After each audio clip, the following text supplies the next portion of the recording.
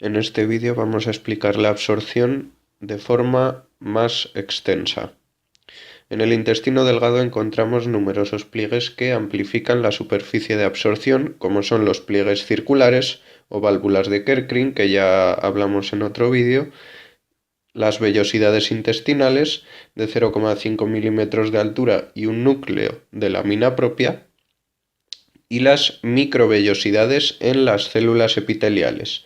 Las microvellosidades son prolongaciones de la membrana plasmática con forma de dedo que sirven para aumentar el contacto de la membrana plasmática con una superficie interna. Si el epitelio es de absorción, las microvellosidades tienen en el eje central filamentos de actina. Si no fuera de absorción, este eje no aparecería. Recubriendo la superficie hay una cubierta de glicocálix. Su función es aumentar la superficie absortiva de las células y se estima que permite un aumento aproximado de 20 veces. Mecanismos generales de la absorción. En la mucosa gastrointestinal, según sea la necesidad de energía, la absorción puede ser activa o pasiva. La absorción activa que requiere energía siempre es transcelular, es decir, atravesando los enterocitos, y la absorción pasiva puede ser transcelular o paracelular, entre dos células.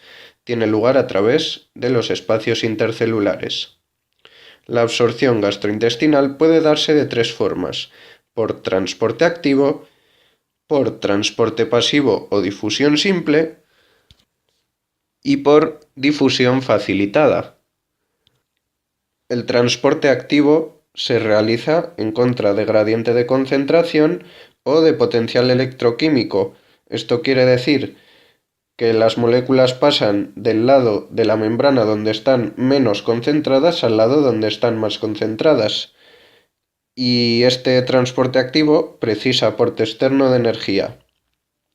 El transporte pasivo o difusión simple se realiza a favor de gradiente de concentración o de potencial electroquímico. Esto quiere decir que las moléculas pasan del lado de la membrana donde están más concentradas al lado donde están menos concentradas. Y este transporte pasivo no necesita aporte externo de energía. Difusión facilitada. Cuando un disolvente es absorbido, el movimiento de éste arrastra diferentes sustancias. La absorción transcelular atraviesa el enterocito de componentes no lipídicos. Necesita tres tipos de proteínas especializadas: los canales, los transportadores y las bombas. Tenemos aquí una tabla donde vienen los principales mecanismos de transporte a través de las membranas. Tenemos el transporte por permeabilidad y el transporte por endocitosis o exocitosis.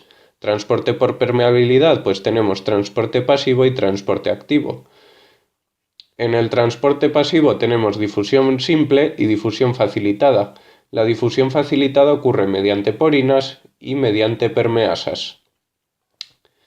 El transporte activo primario ocurre mediante bombas y transportadores ABC, que estos los vamos a ver luego, y luego está el transporte activo secundario. Y el transporte por endocitosis-exocitosis, por endocitosis tenemos la pinocitosis, la fagocitosis y la enterocitosis mediada por receptor. Y luego, por otro lado, tenemos la exocitosis, que bueno, en esto tampoco vamos a entrar en mucho detalle. Pues bien, como iba diciendo, la absorción transcelular atraviesa el enterocito de componentes no lipídicos. Necesita tres tipos de proteínas especializadas: canales, transportadores y bombas.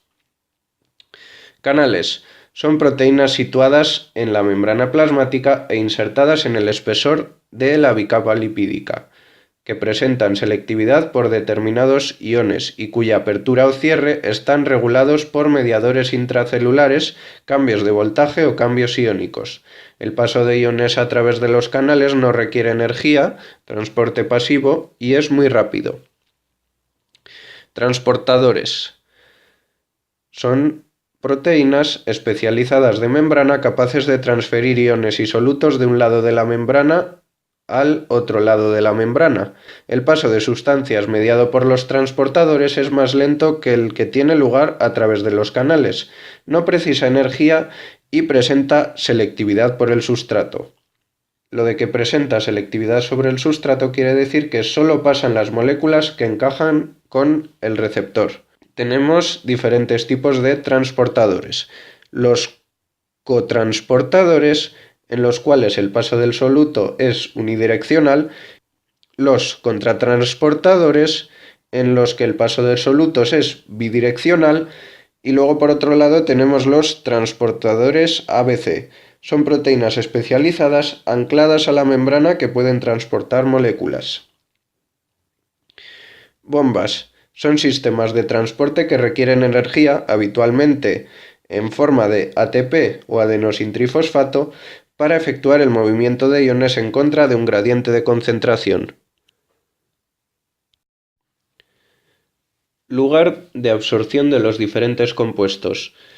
En el duodeno y yeyuno proximal se produce la absorción de hierro por transporte activo, de calcio por transporte activo, de cloro por difusión, de bicarbonato por transporte activo, de lípidos por difusión, y se inicia la absorción de glúcidos y aminoácidos por difusión.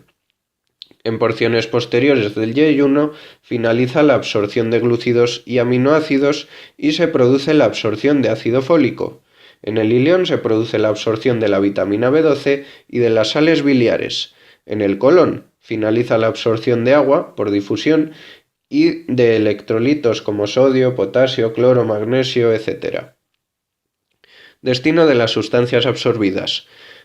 Los productos absorbidos acceden a la circulación general de dos formas principales. La mayor parte son liberados a la circulación portal y llegan al hígado. La absorción de glucosa y galactosa tiene lugar a través de un cotransportador ligado al sodio, mientras que la fructosa atraviesa la membrana apical mediante difusión facilitada. Los aminoácidos penetran en los enterocitos a través de cotransportadores específicos unidos al sodio. Como excepción, la mayor parte de los lípidos, excepto los triglicéridos de cadena media y corta, que penetran en la circulación portal, y las vitaminas liposolubles, son vertidos a los conductos linfáticos y acceden a la circulación sanguínea a través del conducto linfático.